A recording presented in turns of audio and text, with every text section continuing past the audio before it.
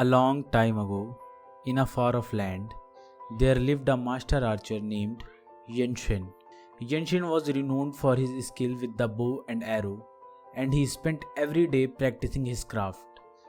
Despite his fame and success, Yenshin was never satisfied with his abilities. He always felt there was something missing, some deeper understanding that he had yet to grasp.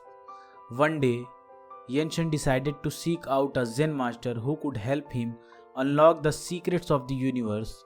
He traveled far and wide, across mountains and through valleys, until he finally found the wise old master he had been seeking.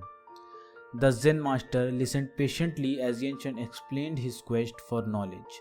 The master smiled and handed Yenshin a bow and arrow.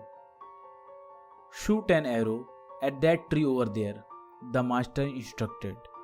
Yenshin did as he was told, and the arrow struck the tree with a loud thud. "Now shoot another arrow," the master said. Again Yenshin shot an arrow at the tree, hitting it dead center. "Very good," the master said. "Now shoot another arrow, but this time close your eyes and let go all of your attachment to the outcome." Yenshin did as he was told, and the arrow flew true, striking the tree in the exact same spot as before. The Zen master smiled. "You see, Yenshin, you are so attached to the outcome that you could not fully focus on the present moment.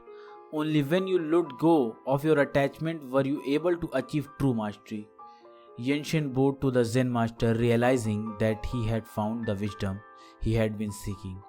So the moral of the story is, true mastery comes from letting go of attachment to outcomes and fully embracing the present moment.